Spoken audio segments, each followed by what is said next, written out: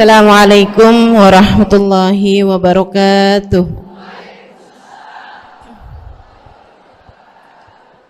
Alhamdulillah.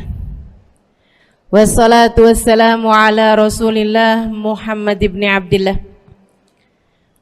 wa ala alihi wa sahbihi wa man walah. Subhanaka la ilma lana illa ma 'allamtana innaka antal alimul hakim. Rabbi shrah li sadri wa yassir li amri wahlul 'uqdatan min lisani yafqahu qawli. Amma ba'du. Bismillahirrahmanirrahim. Orang yang paling beruntung hidupnya adalah orang yang hidupnya tetap tersambung dengan Allah. Dia memperhatikan Allah, Allah pun memperhatikan dia. Dia mementingkan Allah, Allah pun mementingkan dia.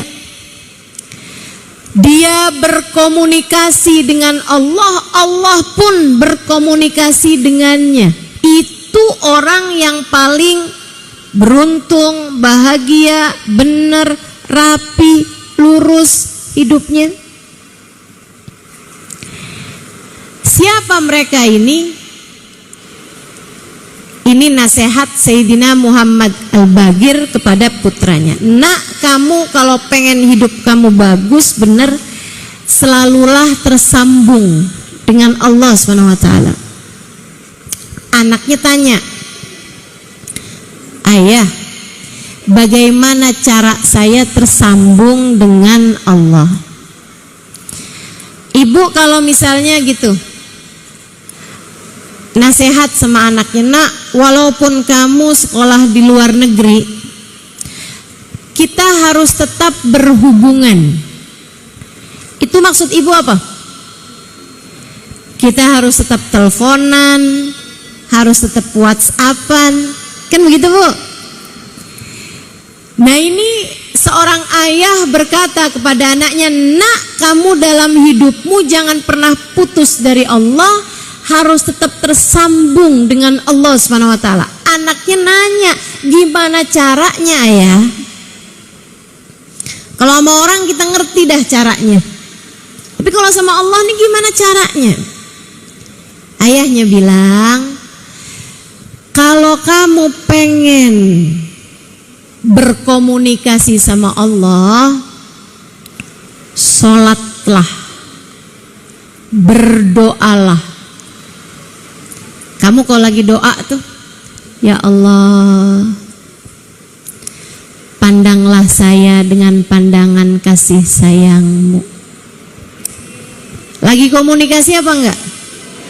Komunikasi sama? Ya Allah, kasihanilah saya ya Allah, ampunilah dosa-dosa saya ya Allah. Kalau Engkau tidak mengampuni, tidak menyayangi saya, celaka saya ya Allah. Kan begitu?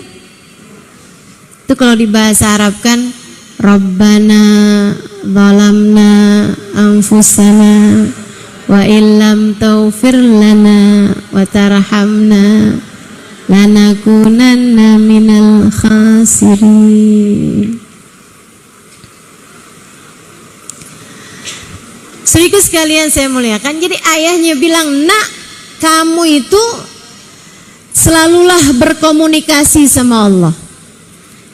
Anaknya tanya, gimana cara saya berkomunikasi sama Allah? Ayahnya menjawab, kalau kamu pengen kamu berkomunikasi sama Allah, berdoalah, sholatlah. Kita tuh saat sholat, cara kita berkomunikasi sama Allah. Makanya dari awal berdiri Allahu Akbar, Allahu Akbar kabiru, alhamdulillah kathiru, subhanallah bukrata wa asila. Ya Allah, aku mengagungkan-Mu seagung-agungnya. Allahu Akbar kabiru, alhamdulillah kathiru, aku berterima kasih sebanyak-banyaknya padamu ya Allah. Inni wajjahtu wajhi, Aku hadapkan diriku yang hina dina ini kepada Engkau ya Allah, Fatiris samawati wal ardh, yang menguasai langit dan bumi. Laporan kita menghadapkan diri kepada Allah. Sholat tuh sarana komunikasi. Makanya Bu, orang kalau nggak sholat putus hubungan sama Allah. Orang kalau tetap jagain sholatnya, insya Allah seapa-apanya masih akan berkemungkinan jadi soleh, jadi solehah. Makanya Bu, hal yang sangat penting untuk terus-terusan diingatkan kepada anak-anakmu, juga kepada dirimu. Tapi kalau sama ibu-ibu nih, insya Allah sih saya yakin yang hadir-hadir di majelis pasti sholatnya terjaga. Semoga ini bukan hanya husnudzon saya kepadamu, tapi sudah benar-benar Allah jadikan dirimu orang yang menjaga sholat. Sebab Nabi Muhammad menjadikan sholat itu tiangnya agama bagi diri kita. Siapa yang sholatnya benar, agamanya lurus, tegak. Siapa yang sholatnya rusak, agamanya juga akan rusak, akan hancur. Jadi sekalian, kalau pesen sama anak, gak usah banyak-banyak Bu, ntar anak lupa.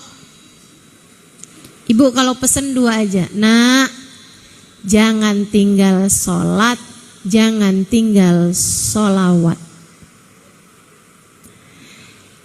Sebab orang kalau tinggal sholat putus hubungan sama Allah, kalau tinggal sholawat putus hubungan sama Rasulullah.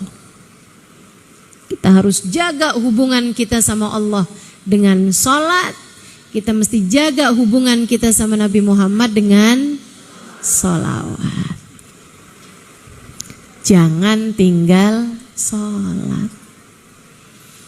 Undangan tuh dari Allah sholat itu. Ada panggilannya kan, Allahu Akbar, Allahu Akbar. Panggilan.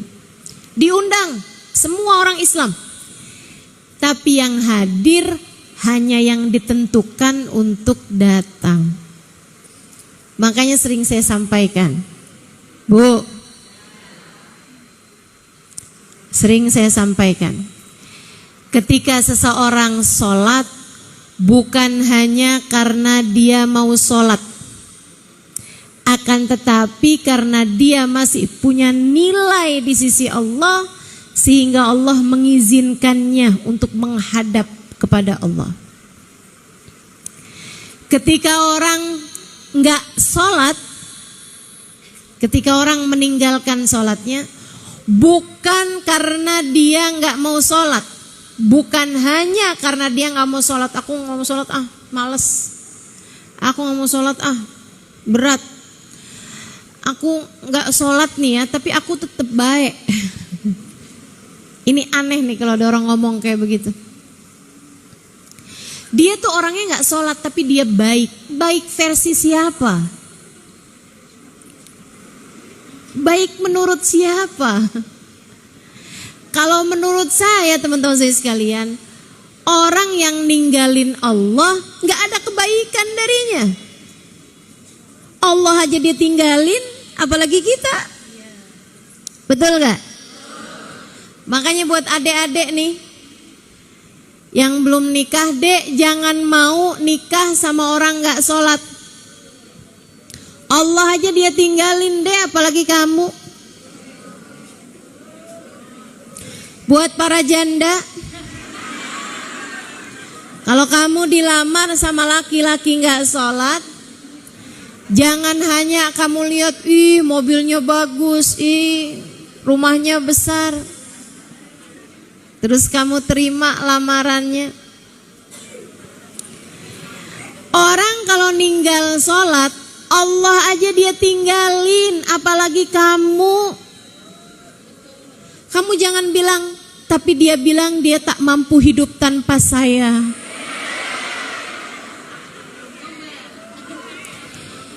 Itu namanya cinta monyet. Tungguin aja.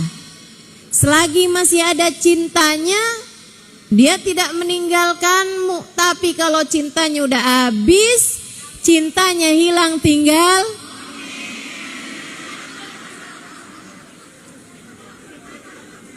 dari yang asalnya kamu dicintai, gantian kamu dimonyet-monyetin sama dia. Jangan mau nikah sama orang gak sholat.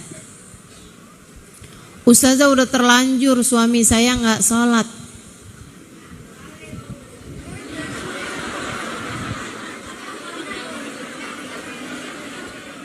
Tinggalin boleh, jangan.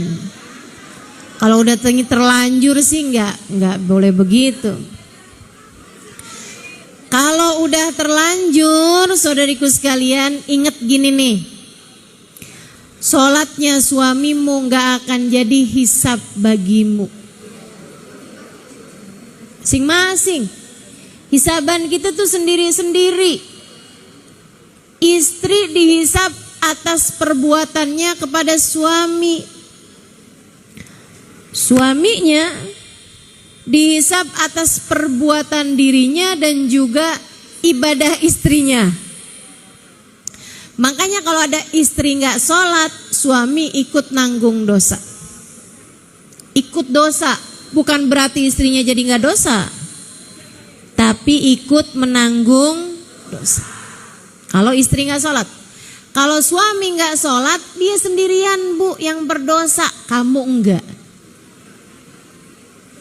Ustazah, gimana ya caranya bangunin suami saya sholat subuh? Susah banget Ustazah.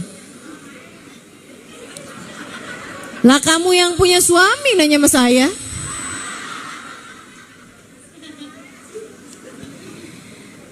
Boleh gak Ustazah saya siram air? Untung yang jadi Ustazah bukan kamu. Kalau ada suami gak bangun-bangun juga nih buat sholat subuh, apa yang mesti kita lakukan? Biarin. Kita bangunin sekali, 2 kali. Tapi kalau dia gak sholat juga, tinggalin sholatlah kamu. Kamu sholat, dia gak sholat. Kenapa gitu? Boleh gak kalau saya marah-marah, ngomel-ngomel? Sekarang gini loh, suami gak sholat tuh kamu gak ikut dapat dosa, tapi kamu ngomelin suami tuh kamu dosa.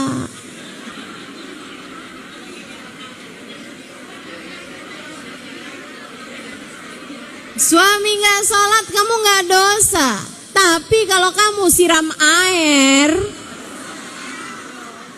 ke suami kamu dosa.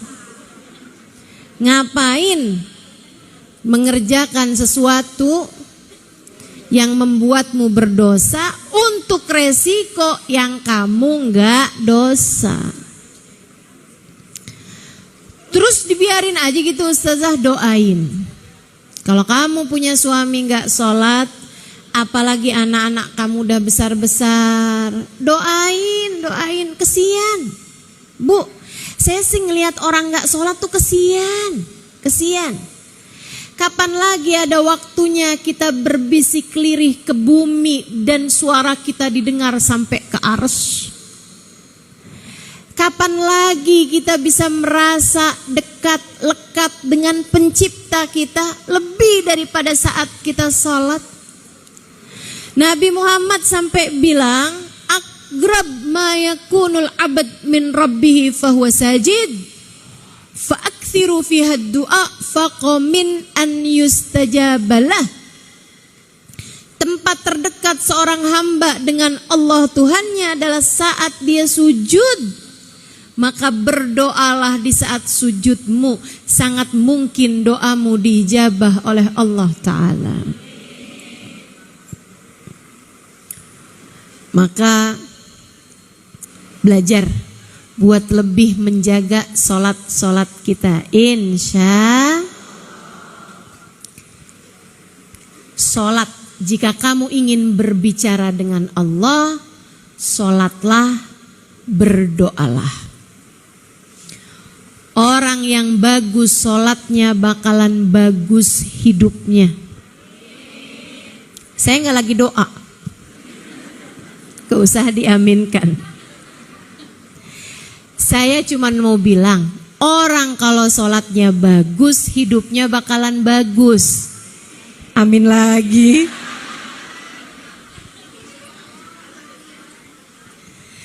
Semoga Allah memperbaiki sholat-sholat kita. Itu baru doa. Orang kalau bagus sholatnya, pasti bakalan bagus hidupnya, Bu. Sebagaimana orang kalau sholatnya berantakan, sangat sulit untuk memperbaiki kehidupan. Ini hal pertama yang harus kita perbaiki. Kalau kita mau benerin hidup nih, hal penting untuk kita perbaiki adalah perbaiki sholat. Ibu-ibu saudariku sekalian yang saya muliakan, kalau kamu ingin berbincang dengan Allah, sholatlah. Jangan tinggal sholat. Sampai ketika datang seseorang, dia mengadu kepada Nabi Muhammad, ya Rasulullah, inna jariyati sarakat mali. Saya punya budak wahai Rasul, perempuan. Budak perempuan, dia suka ngambilin duit saya, suka lumayanan. Ntar disuruh belanja, ada duit kembaliannya gak dibalikin. Ini dia ngaduin budaknya ya. Kalau sekarang suami-suami ini kalau ngaduin istrinya pada begitu. Kalau dia bilang buat bayar listrik berapa? Sebenarnya 300 dinaikin jadi 500. Itu bayar listrik apa top up?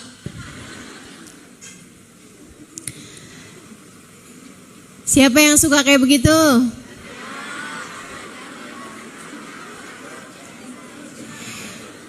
Inna jariyati sarakat mali, wahai Rasul. Kata Nabi nih, Ustazah kalau kayak gitu boleh apa gak boleh sih? Ya gak boleh kalau bohong. Jadi kamu mesti bener aja, mesti yang bener, yang jujur. Biar yang kamu dapet tuh halal. Gitu kan? Bayar listrik berapa? Sebenarnya 300, tapi kamu bayar melalui saya, ada biaya admin.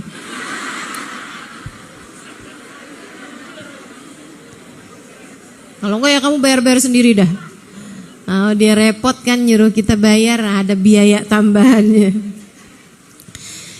Saudara sekalian, dia bilang budak saya nih Rasul suka ngambilan duit saya yang kecil-kecil suka diambilin gitu sama dia. Nabi nanya, ahiyatu sholli, dia sholat apa gak sholat? Sholli ya Rasulullah. Ahiyatu sholli, dia sholat, gak tinggal sholatnya. Kata Nabi Muhammad, sholatuhu satanhahu anil fahsya'i wal munkar. Sholatnya kalau dia jaga, nih Bu nih sholat nih, sifatnya sholat. Walaupun khusyuknya kurang, tapi asal jaga aja, tiap waktu sholat dia sholat, tiap waktu sholat dia sholat, tiap waktu sholat dia sholat. Apalagi kalau dia jaga sholatnya dengan berjamaah, Allah bilang, inna sholata tanha anil fahsya'i wal munkar. Sungguhnya sholat akan menjaga seseorang. Sungguhnya sholat akan menjaga seseorang dari kemungkaran dan dari perbuatan-perbuatan dosa. Sholat akan menjaga seseorang, mencegah seseorang dari perbuatan-perbuatan dosa. Makanya ini saya yakin, ibu-ibu sholat? Sholat kan? Sholat. Saya tanya, ibu-ibu pernah bunuh orang? Gak pernah. Sholatmu mencegahmu dari membunuh. Ibu sholat? Ibu-ibu pernah judi? Nah kan, sholat ibu sudah mencegah ibu dari perbuatan judi. Ibu sholat? Apakah ibu melakukan praktek sihir? Enggak. Nyantet orang, cinta ditolak, dukun bertindak. Enggak kan? Sholatmu sudah mencegahmu dari sihir. Sholatmu mencegahmu. Ada di sini ibu-ibu yang suka mabok? Enggak. Sholatmu sudah mencegahmu dari hal itu. Paling maboknya perjalanan ibu ya. Ibu cuman maboknya bisa dicegah dengan antimo. Tapi ibu saya tanya, ibu sholat? Ibu ngomongin orang?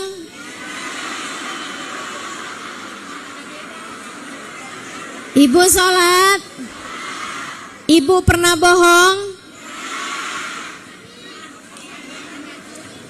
Sholatmu sudah mencegahmu dari dosa-dosa besar, tapi ternyata sholatmu belum bisa mencegah dari perbuatan dosa-dosa. Gitu. Terus gimana dong Ustazah kalau kayak gitu? Dibenerin lagi sholatnya, dirapikan lagi sholatnya, sholatmu akan mencegahmu dari berbagai macam perbuatan-perbuatan dosa. Semakin bagus sholatnya, pasti akan semakin bagus hidup seseorang. Sholatnya udah tambah rapi, lama-lama gak bisa bohong. Sholatnya tambah lebih rapi, lama-lama gak bisa marah-marah, ngomel-ngomel sama suami. Sholatnya tambah rapi, lama-lama gak bisa marah-marahin anak. Tuh sholatnya sudah mampu mencegah seseorang. Ibu-ibu, teman-teman sekalian, sang ayah berkata lagi, kalau kamu kepengen kamu berbincang sama Allah, sholatlah, berdoalah. Kalau kamu kepengen Allah yang berbincang denganmu, bukalah Al-Quran. Bacalah Al-Quran, di sana terdapat jawaban Allah, firman Allah yang tertuju kepadamu. Tapi memang Quran itu dibaca, difahami hanya oleh orang yang mengerti ilmunya. Quran itu kayak lautan. Lautan tuh bisa dinikmati siapapun. Tapi jangan main-main. Kalau kamu bisa berenang, bolehlah kamu jadi nelayan. Ya kan begitu? Kalau kamu bahkan gak bisa berenang mau jadi nelayan, ya tenggelam. Kalau kamu cuman bisa berenang aja, jangan jadi penyelam. Sebab penyelam perlu skill yang lebih besar, tahan nafas dan lain sebagainya. Ada ilmunya. Buat bisa dapetin ikan, kamu bisa jadi nelayan. Tapi buat bisa dapetin mutiara di dasar lautan, kamu harus menjadi seorang penyelam. Kalau kamu bahkan gak ngerti caranya menyelam, kamu gak ngerti caranya berenang, jangan coba-coba jadi penyelam atau bahkan sekedar jadi nelayan. Melainkan jadilah penikmat senja yang duduk di tepi pantai untuk melihat pemandangan indah saat sore hari. Gak apa-apa. Kamu bawa teh di termos, ya kan? Bawa cemilan-cemilan, tempe goreng, tahu goreng pakai cabai. Duduk di tepi pantai, liatin matahari kembali ke peraduan. Cantik sekali. Al-Quran tuh persis kayak lautan. Yang gak ngerti ilmunya jangan coba-coba mentafsirkan Al-Quran, apalagi mengajarkannya. Kamu gak paham, jangan coba-coba melakukan itu. Ustazah, saya mah ngajarin ngaji buat anak-anak kecil, ya udah cukup gitu aja. Gak usah coba tafsirin Quran. Sari tilawahnya doang, Ustazah dibaca doang. Ya kalau dibaca doang mah gak apa-apa. Tapi kalau kau berusaha menerangkan, takutnya malah justru jadi salah-salah. Ada ilmunya, Bu. lebih rumit daripada ilmu menyelami lautan. Panjang masanya. Saya belajar ilmu Al-Quran lebih dari 12 tahun. Segitunya ibu-ibu saudaraku sekalian, tidak gampang untuk menerangkan Al-Quran, melainkan dengan kita mempelajarinya lebih dulu, menyampaikan tafsir dari para ulama-ulama yang memang sudah menyampaikan tafsirnya di dalam kitab-kitab mereka. Gitu. Tapi Al-Quran memang berisi banyak sekali ilmu pengetahuan, termasuk tentang kita perempuan. Makanya beberapa waktu yang lalu saya buat kajian bersama teman-teman dari Jepang, kalau saya nggak salah ingat. Mereka ada satu pertanyaan, Ustazah, ada beberapa orang mengatakan bahwa Al-Quran itu sudah tidak relevan untuk di zaman sekarang ini. Apa pandangan Ustazah tentang hal itu? Saya bilang, yang bikin Al-Quran atau Al-Quran itu berisi firman dari Allah yang menciptakan alam semesta. Selagi alam semesta ini masih berada dalam kendali Allah, Al-Quran akan selalu pas dengan penghuninya, sebab yang menurunkan Al-Quran dialah pula yang menciptakan umat manusia dan segala zaman. Betul gak? Kamu ciptaan siapa? Anakmu ciptaan siapa? Al-Quran firmannya? Ya pasti bakalan cocok sampai kapanpun juga. Gak ada ceritanya Al-Quran udah gak cocok lagi. Ada pertanyaan lagi, Ustazah, Al-Quran itu banyak sekali mendiskriminasikan kaum wanita. Saya bilangnya mustahil kayak begitu. Kalau kamu merasa ada ayat Al-Quran mendiskriminasi, tuh kan? Saya nih Bu belajar bahasa Indonesianya cuman sampai SD. Habisnya itu saya malah lebih banyak belajar bahasa Arab. Saya malah lebih banyak belajar bahasa Al-Quran dan seterusnya, sehingga bahasa-bahasa yang terakhirnya ada sisinya tuh saya suka bingung.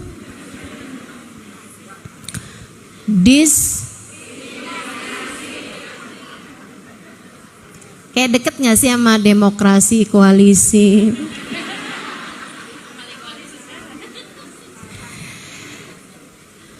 Mustahil ada ayat Al-Quran yang mendiskriminasikan kaum wanita. Ngomongnya sampai cepet-cepet, takut salah. Kenapa? Sebab yang menurunkan Al-Quran dialah pula yang menciptakan kaum wanita. Tapi Ustazah, contohnya nih ayat tentang warisan. Oh gimana bunyinya? Lidzakari mithlu hadzil unthayain. Buat laki-laki 2 kali jatahnya perempuan. Oh iya betul. Kenapa tuh Ustazah? Kayaknya kayak gak adil gitu buat perempuan. Sebab Allah ingin laki-laki bertanggung jawab. Ini zaman sekarang banyak banget Bu, bapak-bapak tidak bertanggung jawab. Betul? Allah tidak mau itu terjadi. Bapak-bapak itu, para suami, biarkan tetap bertanggung jawab terhadap nafkah istri dan anak-anaknya. Makanya sama Allah dikasih. Memang ibu-ibu secara kekuatan badan, secara kekuatan akal pikiran, tuh laki-laki biasanya memang dikasih lebih sama Allah Subhanahu wa taala. Nih ibu-ibu nih yang emansipasi, emansipasi wanita gitu kan. Emang ibu mau ngangkat galon? Emang ibu mau ngangkat beras 50 kilo? Oh enggak gitu kan. Emang ibu mau tuh benerin genteng waktu bocor? Kita akan suruh orang laki-laki. Dan memang mereka memang punya kelebihan-kelebihan daripada kaum wanita dalam hal kekuatan fisik dan lain sebagainya. Saya bilang kamu gak baca tuh dalam Al-Quran, berisi banyak sekali ayat-ayat yang mengatakan tentang bagaimana seharusnya laki-laki berbuat baik pada kaum perempuan. Nih Bu nih, saya kalau baca Al-Quran, saya suka kegeeran gitu. Ya Allah, Allah baik banget ya. Ada ayat saya baca gini. A'udzubillahi minasyaitonirrajim. Wa'ashiruhunna bil ma'ruf. Wa'ashiruhunna bil ma'ruf. Berbuat baiklah kalian kepada istri kalian. Pergaulilah istri kalian dengan baik. Yang baik-baik sama istri. Bu, itu saya dengernya kayak permintaan bapak saya kepada suami saya. Betul gak? Yang baik ya sama istrinya. Awas loh, yang baik sama istrinya. Betul apa enggak? Terus Allah tambahin lagi.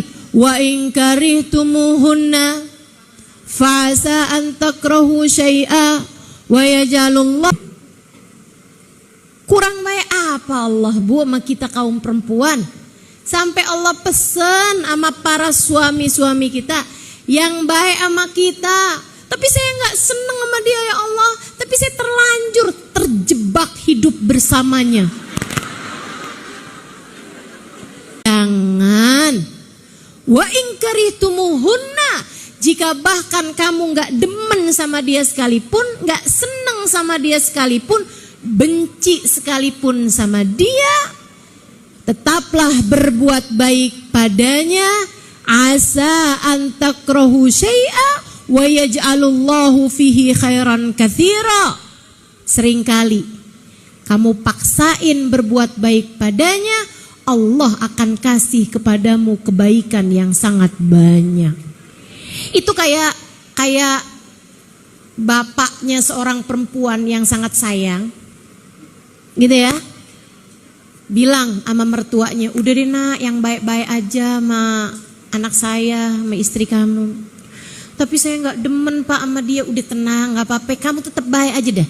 Nanti ya urusan rezeki kamu akan saya urusin. Nanti ya perusahaan tuh akan saya kasih nama kamu. Nanti ya mobil kamu akan saya kasih. Nanti ya kamu akan saya. Kayak gitu Allah kepada hamba-hambanya. Para laki-laki di atas muka bumi ini, umat Islam. Halo panitia, halo. Berisik amat sih.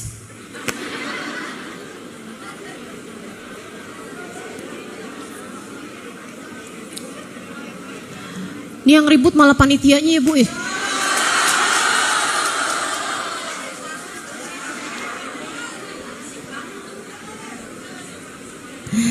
Panitia itu melancarkan acara, bukan malah mengganggu acara. Ayo bismillah. Bismillah. Karena kalau berbicara ini perlu konsentrasi. Dan bicara itu, konsentrasi itu perlu ketenangan, tolong bantu saya. Teman-teman sekalian yang saya muliakan, jadi kalau kita membacanya dengan penuh ilmu, kita akan mendapati bahwa ayat Al-Quran penuh berisi dengan cinta kasih Allah kepada hamba-hambanya. Kalau kamu ingin berbicara dengan Allah, bacalah, sholatlah dan berdoalah. Kalau kamu kepengen Allah yang berbicara kepadamu, bacalah Al-Quran. Tapi kita tidak bisa memahami Al-Quran, kita tidak bisa mengerjakan sholat kecuali dengan ada yang mengajarkannya. Untuk itulah kita perlu tali kedua untuk bisa menyampaikan kita kepada Allah, yaitu baginda kita Nabi besar Muhammad.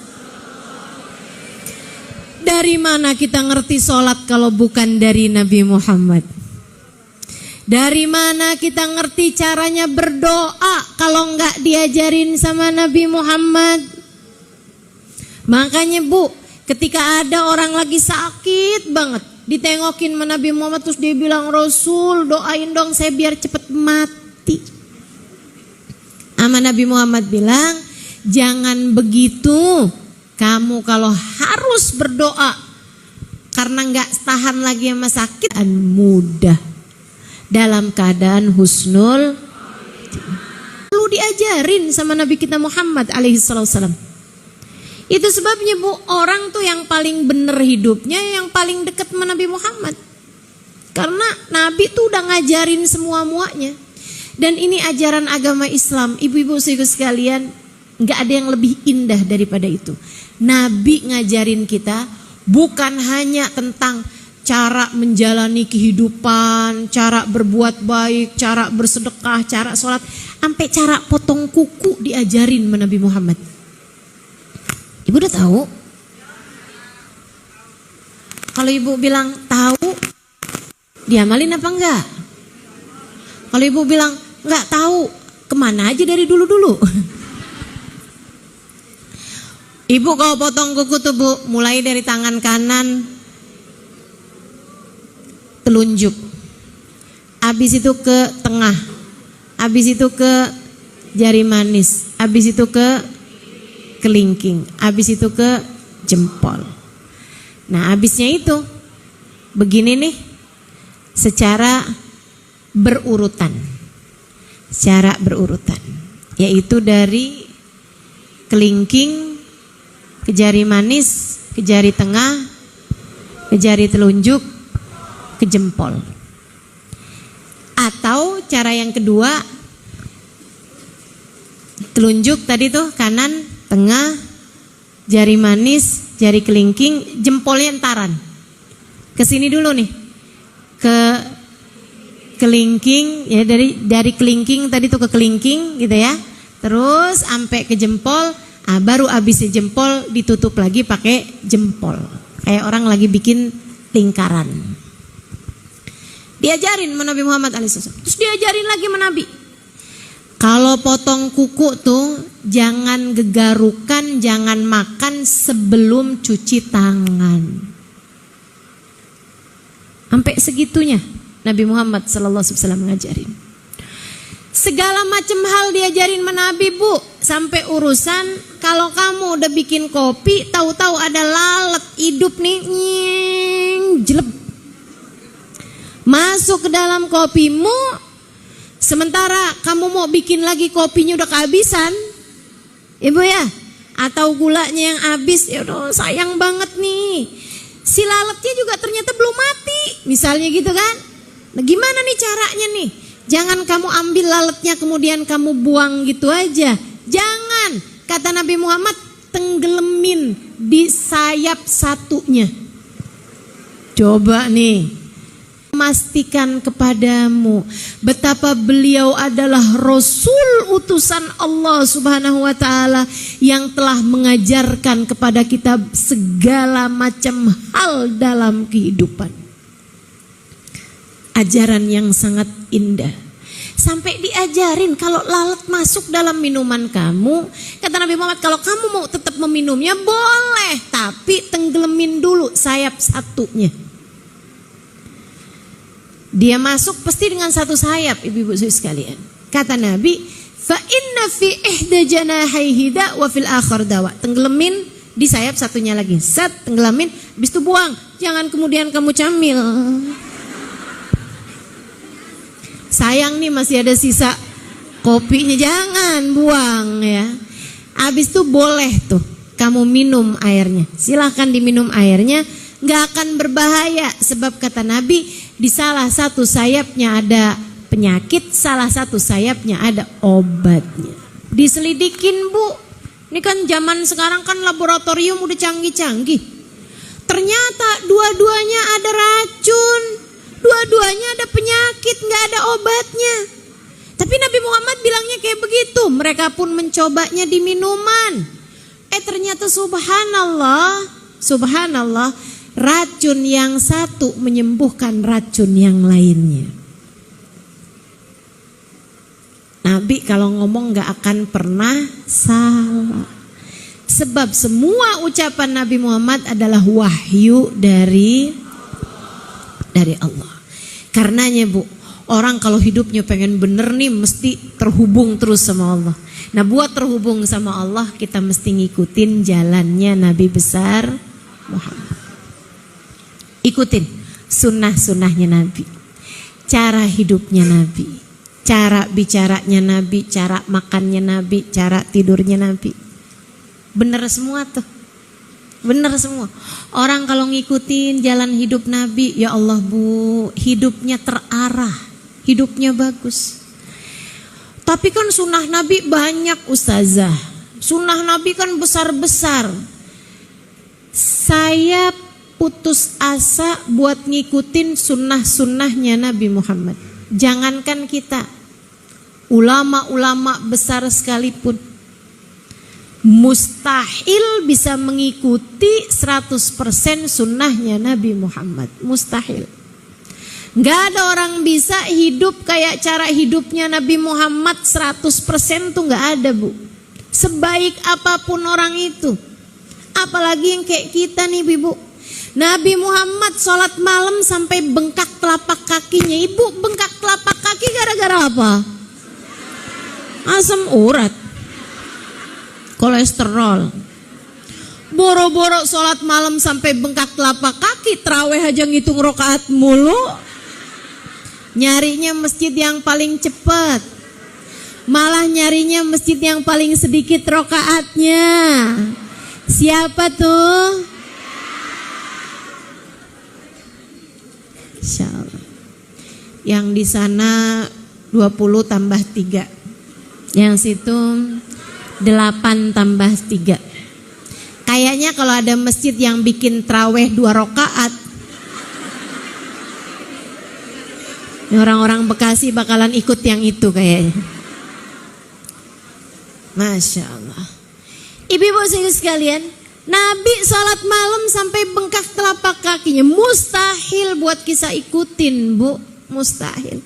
Nabi hatinya tidak pernah menyimpan kebencian terhadap siapapun. Mustahil kita bisa ngikutin. Pasti ada aja rasa kesel sama orang, rasa sebel sama orang, kan begitu. Maka kalau saya bilang bahwa kita mesti ngikutin jalan hidupnya Nabi, yang ringan-ringan, yang kecil-kecil, yang kita masih bisa ngikutinnya. Sekedar masuk ruangan kaki kanan, keluarnya kaki. Masuk kamar mandi kaki, keluarnya kaki. Kalau makan sambil duduk, pegang makanan dengan tangan. Diawali dengan bismillah, diakhiri dengan hal-hal yang seperti ini nih, hal-hal kecil. Kayak tadi tuh yang saya sampaikan tentang cara potong kuku. Cara potong kuku mau kayak gimana juga kepotong semua Bu. Nah daripada kamu potong kuku gak dapat pahala, kan mendingan potong kuku pakai pahala.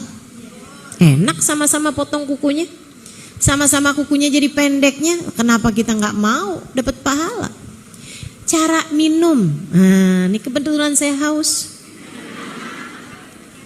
Pegang minuman pakai tangan, diawali dengan bismillahirrahmanirrahim.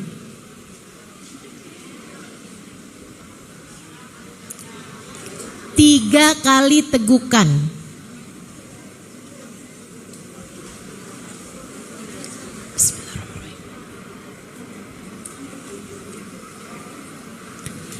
Alhamdulillahilladzi ja'ala hadzal ma'adzban furatan bifadlih wa lam yaj'alhu milhan ujajan bidunubina. Enggak hafal. Alhamdulillahilladzi ja'ala hadzal ma'adzban furatan bifadlih wa lam yaj'alhu milhan ujajan bidunubina. Enggak hafal, ya tahu saya. Kayaknya kalau urusannya ngajarin doa ini nih sampai maghrib nih. Ya Allah, terima kasih Engkau telah jadikan air ini tawar dan mudah kami dapatkan dengan rahmat-Mu ya Allah. dan tidak menjadikan air ini asin ataupun susah kami dapatkan disebabkan karena dosa-dosa kami. Katanya Nabi Muhammad dalam salah satu hadisnya, siapa yang minum dengan adab-adab yang tadi telah saya sampaikan, minumnya duduk, minumnya pakai tangan kanan, minumnya 3 kali tegukan, tidak bernafas di dalam air. Jadi salah tuh kalau minum glok. Kan gitu kan? Kalau minumnya glok kan nafas keluar masuk. Itu nggak bagus. Minumnya 3 kali tegukan, tidak bernafas di dalam air. Setiap tegukan diawali dengan bismillah. Atau kalau mau panjang bismillahirrahmanirrahim. Diakhiri dengan doa seperti yang tadi. Doanya harus yang seperti yang tadi. Ustazah cukup kalau doanya baca alhamdulillah doang? Boleh aja, tapi nggak dapat fadilah yang akan saya sampaikan. Siapa yang minum dengan adab-adab yang telah tadi saya sampaikan, diakhiri dengan doa yang tadi telah saya sampaikan, saudara sekalian, kata Nabi Muhammad, Allah tidak akan mentakdirkan dirimu berbuat dosa selagi air tersebut ada dalam badanmu. Selama kamu minum, dosa berguguran dari dirimu. Selama air itu ada dalam tubuhmu, kamu tidak akan ditakdirkan berbuat dosa. Enak bener jadi orang Islam. Ustazah kok saya baru tahu ya ilmu ini. Nah kamu gak ngaji. Ngaji dong. Kalau ngaji diajarin. Kan begitu. Ngikutin ajarannya Nabi Muhammad, nggak ada yang pernah keliru, Bu. Enak semua, bagus semua. Ibu saya ceritain. Saya ada dapetin hadisnya Nabi di masa saya sekolah dulu di Al-Anwar, Sarang, Rembang, Jawa Tengah. Saya mondok tempatnya Kiai Haji Maimun Zubair 3 tahun. Ada hadis yang berbunyi, saya mondok 12 tahun, Bu. Di Darul Lughah wa Da'wah, Bangil, Pasuruan, tempatnya Habib Hasan Baharun, hampir 5 tahun. Habis itu di Tauhidiyah, Tegal, Jawa Tengah, tempatnya Kiai Haji Ahmad Saidi 1/2 tahun. Habis itu di Al-Anwar, Sarang, Rembang, tempatnya Kiai Haji Maimun Zubair 3 tahun. Habis itu Darul Zahra, Tarim, Hadramaut Yaman, tempatnya Habib Umar bin Hafid selama 4,5 tahun. Ibu-ibu sekalian, selama saya di Sarang 3 tahun, saya di awal-awal belajar dapat ada hadis diajarkan bunyinya, man shallal fajr bi alam wa alam lam yusibhu dzakal yaum alam. Siapa yang sholat sunnah qobliyah subuh, namanya sholat sunnah fajar, sholat sunnah qobliyah subuh, sesudah adzan subuh, sebelum mengerjakan sholat fardu subuh, qobliyah subuh. Ibu boleh niat usolli sunnata qobliyatal subuh misalnya gitu, atau ibu bisa niat usolli sunnatal fajr rakaatain lillahi ta'ala. Kemudian dia membaca rakaat pertama alam nasyrah, rakaat kedua alam taro. Siapa yang sholat qobliyah subuh dengan membaca alam nasyrah rakaat pertama, alam taro rakaat yang kedua, lam yusibu dzalikal yaum alam, dia nggak akan terkena rasa sakit sepanjang hari tersebut. Panjang hari sampai maghrib, nggak bakalan sakit, nggak bakalan ngerasa sakit. Ibu-ibu sekalian, saya Bu ngamalin itu selama 3 tahun. Ibu-ibu sekalian, nggak pernah bolos sekolah karena sakit. Karena sesakit apapun saya di waktu malam, subuh saya sholat baca itu, paginya hilang sakit saya. Terdatang lagi malam lagi. Siangnya tuh selalu aman dan gak ada sakitnya gitu. Subhanallah, kebenaran hadisnya Nabi Muhammad SAW. 3 tahun gak pernah cuti, gak pernah libur karena sakit, kecuali ketika saya sedang dalam keadaan menstruasi. Saya gak bisa sholat qobliyah subuh dengan membaca alam nasyrah dan alam tar. Itu baginda kita Nabi besar Muhammad SAW. Ngajarin semuanya. Enak orang tuh kalau hidupnya dengan mengikuti sunnahnya Nabi. Ini saya mau ajarin nih, ibu-ibu pasti senang nih, dengerin nih. Ada orang ngadu sama Nabi Muhammad, Rasul, utang saya banyak, rezeki saya seret Rasul, saya mesti gimana dong Rasul? Usaha ini gagal, usaha itu gagal, seret mulu, susah hidup saya nih Rasulullah. Sama Nabi diajarin, Bu, idza dakhala baitak, kalau kamu masuk rumah, fasallim ala ahli, ucapkanlah salam terlebih dahulu. Ini tambah jarang nih sekarang, orang masuk rumah masuk-masuk aja nih. Dulu sih awal-awal tuh zaman saya kecil kayak rata-rata gitu diajarin di sekolah-sekolah madrasah. Jadi kalau pulang dari sekolah tuh Assalamualaikum, kan gitu tuh. Sekarang nggak, tambah jarang orang masuk rumah baca ucap salam. Coba deh perhatiin deh, perhatiin anak-anak zaman sekarang pada nggak diajarin kayaknya.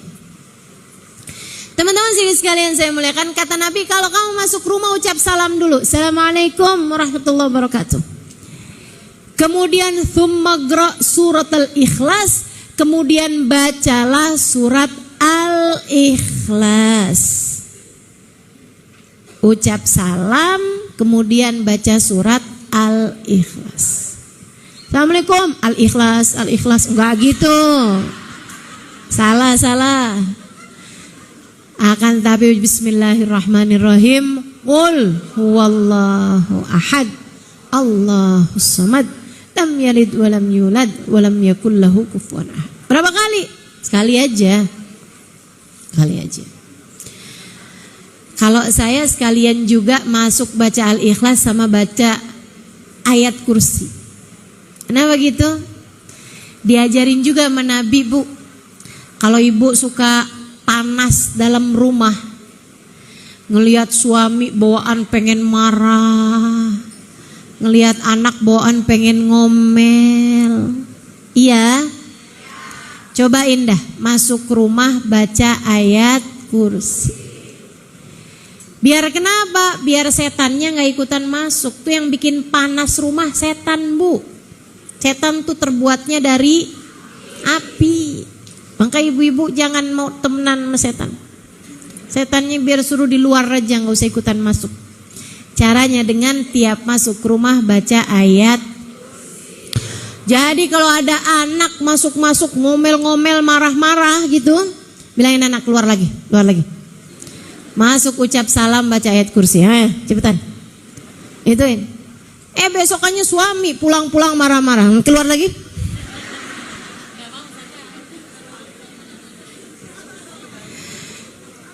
Baca surat Al-Ikhlas tiap masuk rumah. Kata Nabi Muhammad kepada sahabat ini, diamalin, lebek ya Rasulullah. Tiap masuk rumah baca ayat kursi, masuk lagi ke rumah baca ayat kursi, masuk lagi ke rumah ngerjain apa-apaan baca ayat kursi, masuk rumah gak ada kerjaan keluar lagi, masuk lagi baca ayat kursi.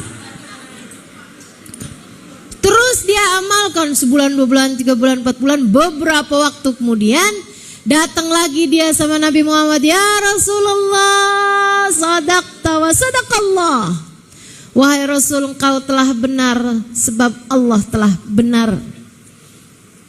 Sebab semua ucapan Nabi Muhammad wahyu dari Allah Subhanahu wa taala. Kata Nabi, kenapa? Saat ilayya dunya. Dunia udah jadi lebar buat saya wahai Rasulullah. Dakhalatid dunya ila baitina wa nahan raghibin. Dunia udah masuk nih ke rumah kami, kayaknya bukan dari pintu aja, dari jendela-jendela juga.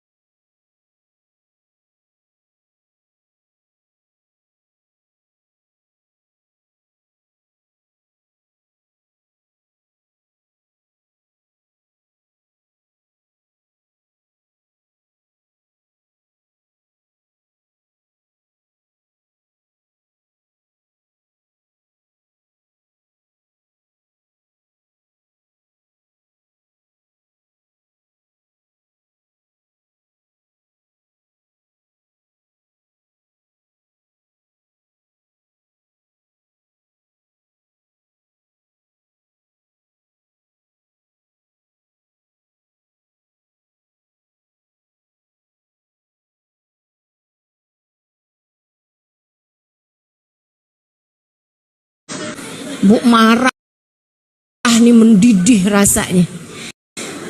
Daripada ibu ngomel-ngomel nanti bakalan ibu seselin, ya Bu ya. Mendingan segeralah pergi berwudu. Kalau wudu nggak mempan, mandi. Kalau mandi nggak mempan, rendeman aja dulu. Tertanya sama suaminya, kamu di mana sih? Di bak. Nggak punya kolam renang, berendangnya di bak. Insyaallah. Tapi memang terasa Bu, terasa. Cobain deh. Udah lagi kesel-kesel sama anak, mendingan wudhu dulu aja. Wudhu dulu. Adem. Memang segala-galanya udah diajarin sama baginda kita Nabi besar Muhammad sallallahu alaihi wa ala alihi wa sahbihi wasallam. Kenapa sih Nabi ngajarin semuanya? Biar kita nggak banyak salahnya dalam hidup. Kalau kita nggak banyak salahnya dalam hidup, insya Allah orang yang yang hidup dalam keadaan baik akan mati dalam keadaan baik. Orang yang matinya baik di akhiratnya bakalan baik. Enak semua itu Bu. Tapi kalau hidupmu udah salah-salah, ngikutin ajaran-ajarannya setan, kamu udah nggak akan berada dalam jalan yang benar. Ibu-ibu sekalian yang saya muliakan, nabrak-nabrak, salah-salah, hidup dalam keadaan tidak baik, sangat mungkin mati dalam keadaan tidak baik. Kalau mati dalam keadaan tidak baik, dalam bahasa Arab istilahnya mati su'ul khotimah. Orang yang mati su'ul khotimah sangat sulit untuk mendapatkan kebaikan-kebaikan di akhirat. Jangan putus dari Nabi Muhammad. Ikutin jalan hidupnya Nabi Muhammad. Salah satu dari jalan hidupnya Nabi Muhammad yang gampang banget buat kita ikutin adalah senyum. Coba latihan senyum. Latihan senyum. Ibtisamak ala wajhi akhikal mu'min sadaqah. Senyummu di wajah seorang mukmin bernilai. Di wajah ya, bukan di depan kotak infak. Ada kotak infak jalan disenyumin aja. Ada sebelahnya, kok kamu nggak masukin apa-apa sih? Dia nggak tahu hadisnya Nabi. Apaan? Senyummu adalah sedekah. Jadi senyum doang sama kotak infak. Senyum itu baru dianggap sedekah ketika ada pihak lain yang disenyumin, Bu. Ala wajhi akhikal mu'min. Di wajah seorang yang beriman. Ustazah, saya tuh udah senyum Ustazah, lebar. Dianya cemberut aja Ustazah. Saya kan sakit hati. Jangan. Seharusnya kamu bersyukur. Kenapa gitu? Nabi Muhammad bilang dalam salah satu hadisnya, idza taqal musliman fatasafaha nazalat ilaihi ma sab'ina rahmah. Apabila ada dua orang muslim, laki-laki sama laki-laki atau perempuan sama perempuan bertemu, kemudian keduanya berjabat tangan, turun kepada keduanya 70 rahmat. Baginya gimana Rasul? Seorang separuh apa gimana nih? Kata Nabi enggak gitu. Akan tetapi tis'ah wasittuna minha liman aktsaruhuma ibtisama. 69 rahmat diborong sama yang paling banyak senyum di antara keduanya. Jadi kalau kamu udah ketemu sama orang, salaman, kamu senyum, dia nggak senyum, yes 69 saya borong semuanya. Enak bener jadi orang Islam. Enak. Kamu pengen dapat rahmat cuman begitu aja tuh. Ya Allah. Alhamdulillah. Segala-gala diajarin sama baginda kita Nabi besar Muhammad sallallahu alaihi wa alihi wasallam. Nah, Bu, sekarang masalahnya ustazah, kita kan nggak ketemu sama Nabi Muhammad. Oh ya, ada satu lagi. Kalau kamu pengen tetap terhubung sama Nabi Muhammad, Cara yang keduanya selain dengan kamu mengikuti jalan hidupnya adalah dengan memperbanyak sholawat. Ini ya, ini judulnya nih, cara hidup bener. Orang kalau pengen hidupnya bener harus tersambung sama Allah. Cara tersambung dengan Allah adalah dengan terus berkomunikasi. Kalau kamu kepengen berbicara sama Allah, sholatlah, doalah. Kalau kamu kepengen Allah yang berbicara padamu, maka bacalah Al-Quran. Sekarang kita gak bisa ngerti makna Quran, kita gak bisa ngerti cara sholat, cara doa, kecuali dengan baginda kita Nabi besar Muhammad. Maka kamu harus terhubung dengan Sayyiduna Muhammad. Jangan putus. Gimana caranya? Ikuti jalannya, perbanyaklah sholawat padanya. Itu Bu senjata menurut saya paling kuat. Kita manusia hidup kan pasti ada kesusahan-kesusahan, ya? Ibu yang saya liatin, kesusahan sebesar apapun rontok Bu sama sholawat. Udah deh, tenang banget. Kita nih enak banget jadi orang Islam. Makanya yang gak jadi orang Islam tuh kesian gitu. Kesian. Atau orang Islam yang gak ngerjain agamanya, itu juga kesian. Kesian. Karena orang Islam tuh segala-gala diajarin, segala-gala dikasih tahu, dan enak semuanya ngamalinnya. Salah satunya sholawat. Apapun kesulitanmu dalam hidup, sholawat. Udah gak lain gak bukan. Ustazah, ini mah ujiannya berat banget tuh Ustazah dalam hidup saya ini Ustazah. Saya gak sanggup ngadepinnya Ustazah. Saya susah ngadepinnya Ustazah. Saya ajarin nih Bu nih. Saya menyebutnya sholawat darurat. Ini udah banyak banget yang nyobain, banyak banget yang ngamalin dan berhasil semuanya. Yang ngamalin, yang nyobain berhasil. Tapi Ibu kerjainnya hanya kalau ada hal-hal yang emang berat aja Bu. Maksudnya kalau hari-hari gak usah baca gitu Ustazah. Kalau hari-hari baca sholawat yang lain-lain aja. Biar kita punya senjata yang ampuh, bisa kita pakai dalam keadaan-keadaan yang benar-benar darurat gitu. Yang benar-benar susah. Ibu mau saya ajarin? Sholawatnya bunyinya gini nih Bu. Allahumma, ikutin deh. Allahumma sholli wa sallim ala sayyidina Muhammadin qad daqat hilati adrikni ya Rasulullah.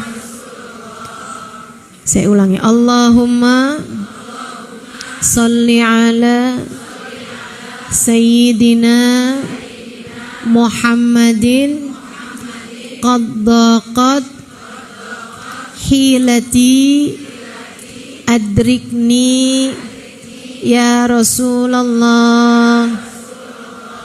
Sekarang saya baca semuanya, ibu-ibu terus ngikutin ya. Allahumma sholli ala sayyidina Muhammadin qad daqat hilati adrikni ya Rasulullah. Lagi. Allahumma sholli ala sayyidina Muhammadin qad daqat hilati adrikni ya Rasulullah.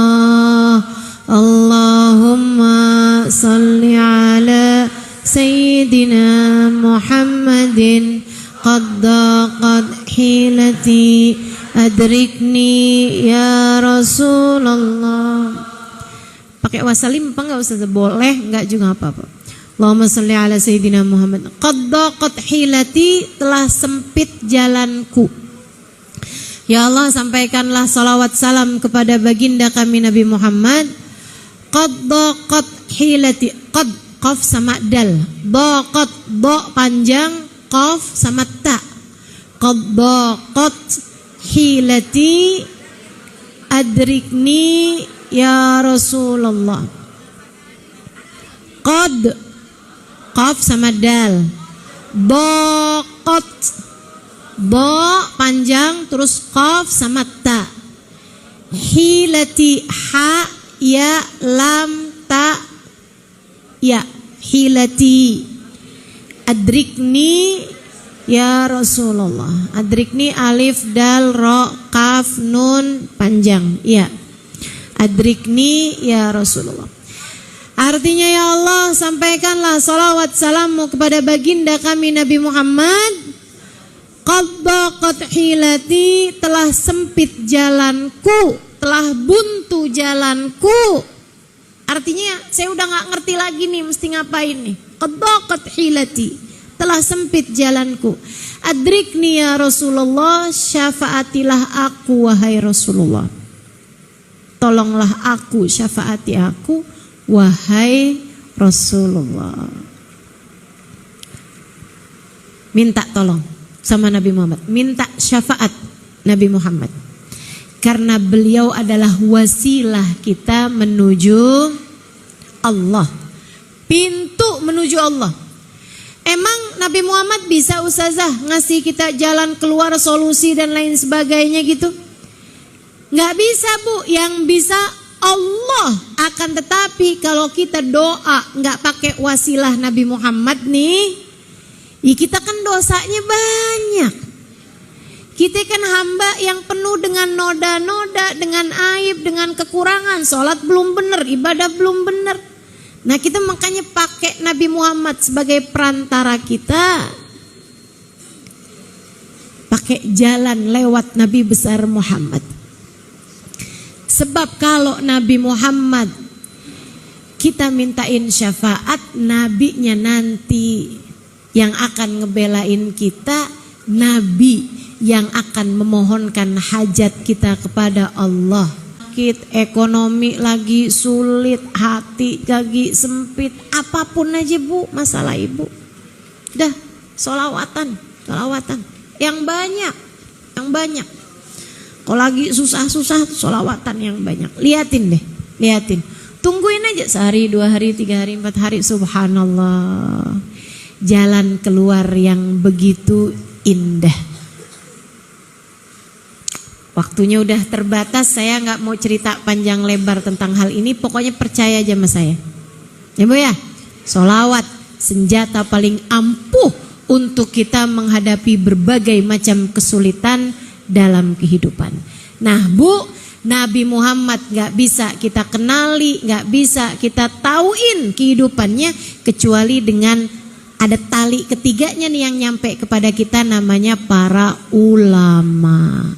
Kalau hidup kamu kepengen benar, ikuti, cintai, sayangi para ulama.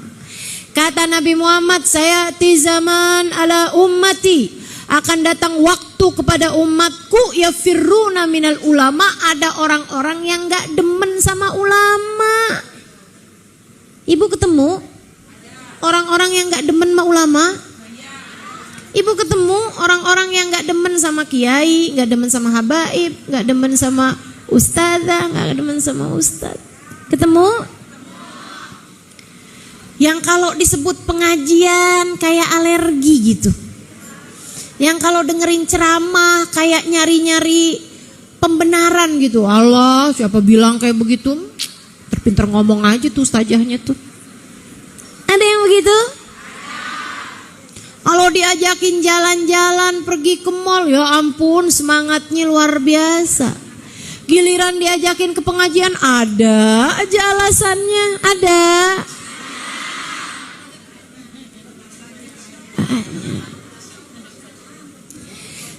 Kata Nabi Muhammad, akan ada tuh waktunya umatku ini ada orang-orang gak demen sama para ulama. Fa'ablahullah thalatha baliyat. Orang yang gak demen sama ulama, yang ulama bener ya Bu ya, yang ngenalin orang ke jalannya Nabi Muhammad, ngenalin orang kepada cinta Nabi Muhammad, ngenalin orang kepada Allah, ngenalin orang kepada jalan menuju surganya Allah Subhanahu wa taala, yang ikhlas, yang bener gitu. Ulama-ulama yang seperti ini dia benci. Allah akan kasih kepadanya 3 jenis bala. Apa tuh balanya? Yang pertama, rafa'allahul barakah min kasbihim, Allah angkat keberkahan dari usahanya. Duitnya banyak bu, tapi kurang aja. Duitnya banyak, tapi hidupnya gak pernah senang. Kurang aja rasanya. Ampe yang haram-haram aja dia mau. Bu, gara-garanya karena gak cinta sama ulama. Kalau kamu ngerasa usahanya tuh ada, tapi kok duitnya kayak gak ada, coba inget-ingetin, udah cinta apa belum sama ulama? Kok kayaknya usaha gak ada berkah-berkahnya ya? Tiap hari kerja, keringetan, banting tulang, semuanya udah dikerjain, tapi kayak duitnya kayak gak ada aja gitu. Kayak buat ini gak bisa, buat sedekah gak bisa, buat itu gak bisa gitu. Kayaknya duitnya tuh kepake buat hal-hal yang gak enak aja gitu. Nabrak orang, akhirnya bayar ganti rugi. Ini yang begini-beginian nih. Saudariku sekalian, kenapa saya punya usaha hasilnya banyak tapi kayak gak ada keberkahan? Coba lihatlah cara hidupmu. Mungkin dalam hatimu kamu benci terhadap para ulama. Hati-hati, hidupnya bakalan jauh dari berkah. Itu yang pertama. Yang kedua, fawallahu Allah waliyan zaliman. Orang kalau benci sama ulama, ibu-ibu sekalian, Allah akan berikan padanya pemimpin yang zalim. Pemimpin yang zalim tuh bu, nggak harus presiden, nggak harus gubernur, nggak harus bupati, nggak harus wali kota, nggak harus camat, nggak harus lurah. Ibu-ibu sekalian, pemimpin yang zalim bisa jadi suami. Pemimpin yang zalim bisa jadi atasan di pekerjaan. Pemimpin yang zalim, orang yang menguasai kehidupan kita tapi dia zalim pada Allah SWT. Kan gak enak banget ya bu ya. Punya suami galak banget, punya suami pelit banget. Enak apa gak enak? Nah, coba liatin. Mungkin kamu gak cinta sama para ulama. Bawaan ngomongin mulu, ada ustadz diomongin, ada ustadzah diomongin. Gak demen sama para ulama. Kalau yang hadir di sini sih aman. Orang kalau cinta sama ulama ya tinggal dibalik aja. Orang kalau cinta sama ulama, Allah bakal beri keberkahan dalam kehidupannya. Dan yang kedua, Allah akan jadikan orang-orang di sekelilingnya menyayangi dia. Yang terakhir paling mengerikan katanya Nabi Muhammad, orang kalau benci sama para ulama, Allah akan angkat iman dari dalam hatinya di saat ajal datang menjemputnya, hingga dia mati dengan terangkat imannya, mati dalam keadaan su'ul khatimah, mati tidak sebagai umat Islam. Na'udzubillah min dzalik, na'udzubillah min dzalik, na'udzubillah min dzalik. Udah banyak banget bu pengalamannya, udah banyak bener ajaran-ajarannya ini. Ibu-ibu sekalian, dulu ada seorang anak pulang madrasah, ditanyain sama bapaknya, gimana nak? Pulang dari sekolahan nih, tadi Pak sama guru diajarin, sama ustadznya diajarin. Diajarin apa?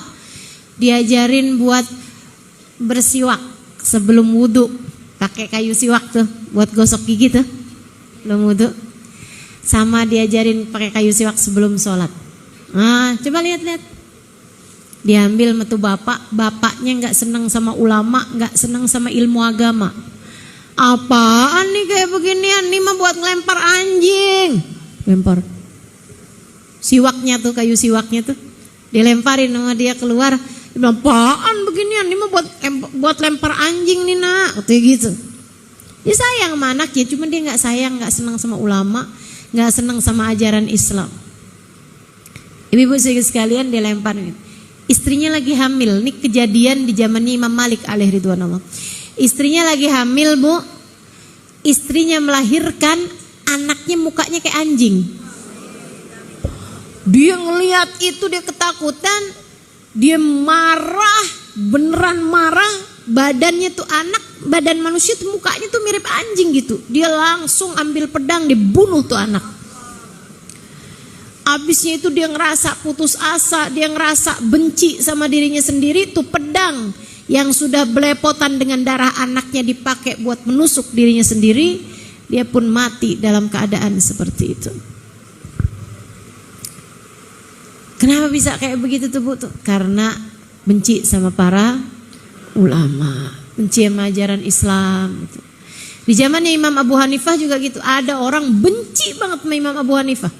Sampai dia menjuluki Imam Abu Hanifah dengan panggilan Imam Abu Jifah, bangkai, si bapak bangkai. Kamu ngaji? Sama siapa? Sama Imam Abu Hanifah. Oh, sama bangkai itu tuh, gitu. Kampungnya dia tuh orang pada ngaji sama Imam Abu Hanifah. Bu, dia meninggal dunia.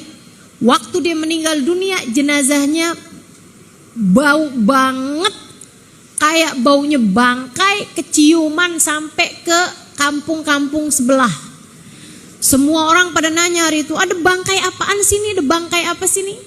Allah jadikan badan dia berbau bangkai. Padahal baru meninggal gitu. Kenapa tuh kayak begitu? Karena dia tidak cinta sama ulama. Karena dia benci sama Imam Abu Hanifah yang adalah seorang ulama yang soleh. Nah, nih. Udah saya kasih tahu caranya hidup benar.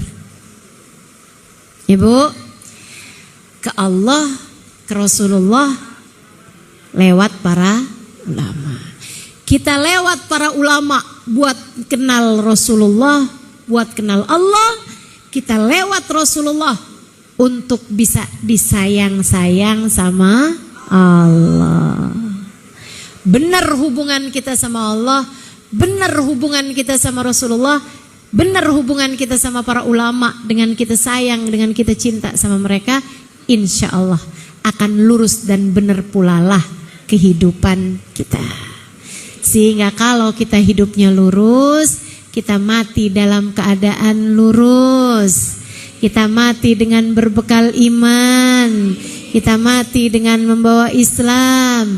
Kita mati dengan membawa cinta kepada Allah, kepada Rasulullah, kepada para ulama dan orang-orang saleh, sehingga di hari akhirat nanti Allah perkenankan kita untuk berjumpa dengan Allah sedangkan Allah ridha kepada kita.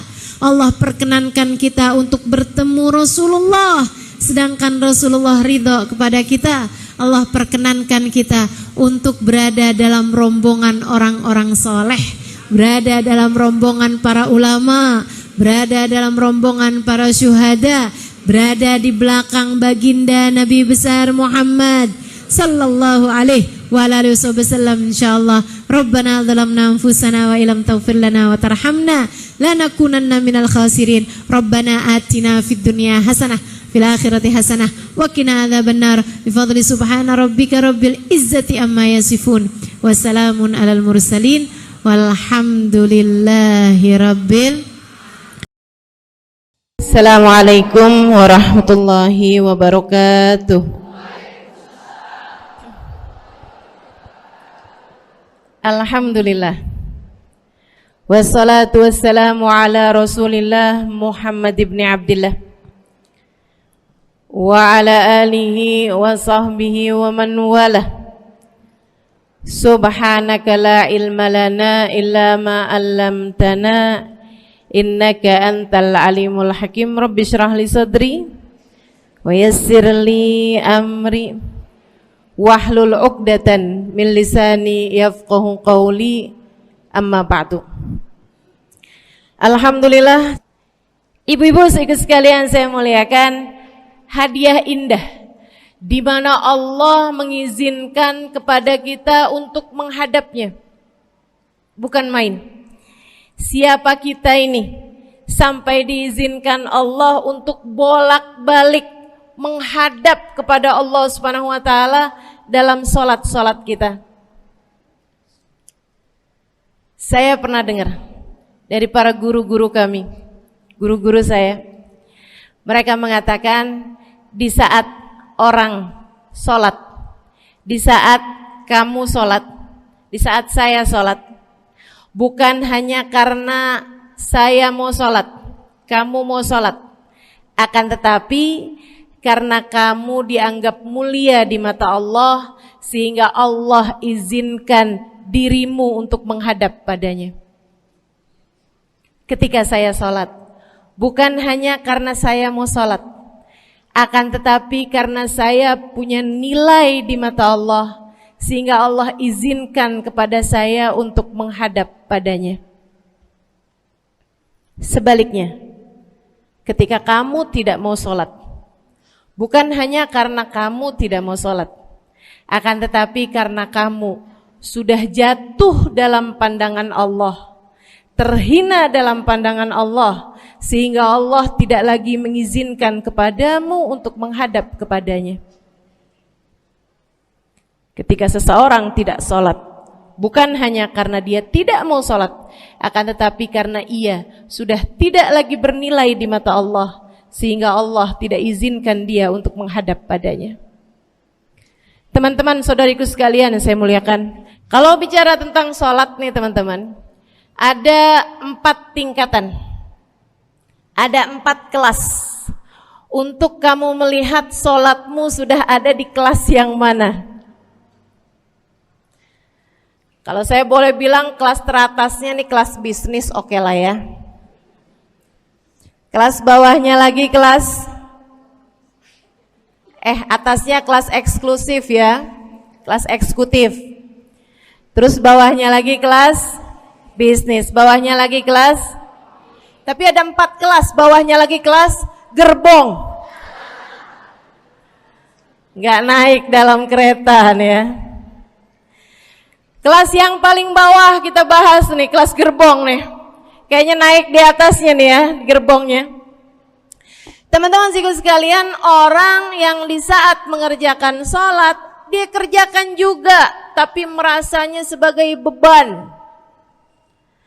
Ya ampun, udah maghrib aja, baru juga asar. Ya ampun, males banget dah. Ini gak ada rusuh nih, kita kan lagi jalan-jalan nih, kita kan lagi belanja nih di Tanah Abang. Itu jamaah aja gimana sholatnya. Nah ini orang-orang yang menganggap sholatnya sebagai beban, malas kalau disuruh sholat, terutamanya subuh. Terutamanya sholat subuh. Ini Allah ceritakan orang-orang yang seperti ini adalah kelompoknya orang munafik, naudzubillah. Alladzina idza qamu ila sholati qamu kusala. Orang-orang yang kalau disuruh sholat bangun juga sih, tapi malas banget. Setan nih nemenin dia, kayak naroin batu di atas kepalanya, bikin dia berat mau ngerjain sholat. Kalau lagi tidur, ngipas-ngipasin matanya, bobo aja lagi. 5 menit lagi, 5 menit lagi. Bangun-bangun udah siang. Pernah terjadi padamu?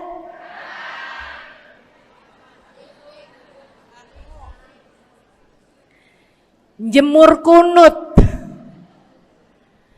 Bu, yang dijemur tuh jemuran aja, cucian aja. Jangan sampai jemur kunut, kunutnya dijemur ya. Ketika ada seseorang yang disampaikan kepada Nabi Muhammad bahwasanya orang itu tidak bangun kecuali sesudah azan subuh, artinya enggak tahajud, artinya enggak bangun di sepertiga malam terakhir, bangunnya sesudah azan subuh. Nabi mengatakan padanya tentang orang itu. Nabi bilang pada para sahabatnya, inna syaitan bala fi udhunih. Itu adalah orang yang telinganya dikencingin sama setan. Pada pernah dikencingin setan? Kalau bangunnya habis adzan tuh dikencingin setan. Kalau bangunnya udah terbit matahari dikencingin siapa kira-kira? Insyaallah. Teman-teman saudariku sekalian yang saya muliakan, alladzina idza qamu ila sholati qamu kusala, malas bener kalau diajakin sholat, sampai sebagian sholatnya dikerjakan keluar dari waktunya. Yang seperti ini masuk dalam firman Allah Subhanahu wa taala, a'udzubillahi minasyaitonir rajim, fawailul lil musallin alladzina an salatihim sahun. Fawailul lil musallin alladzina hum an salatihim sahun. Celaka orang-orang yang sholat. Kenapa kok orang sholat celaka ya Allah?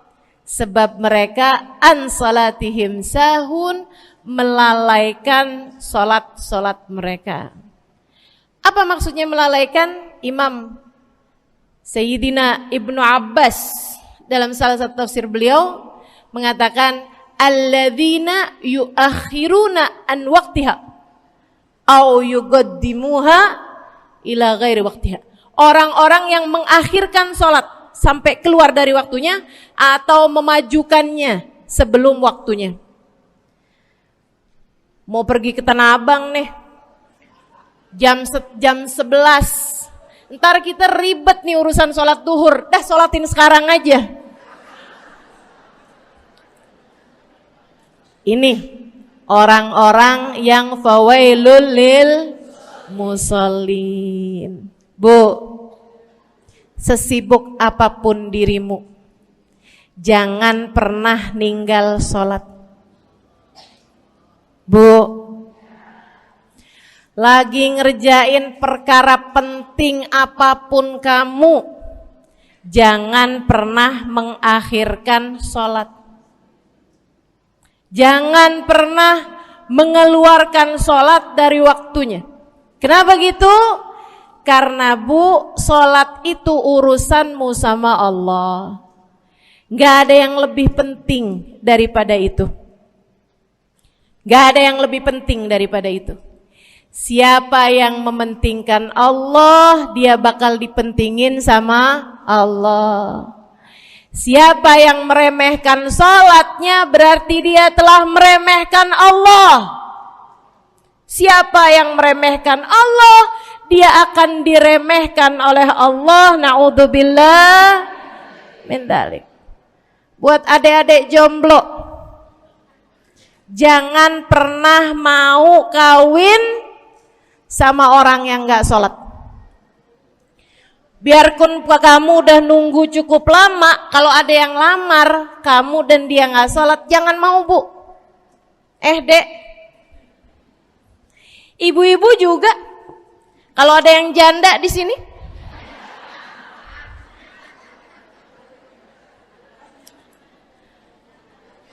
terus ada yang lamar kamu, walaupun di garasinya ada kijang,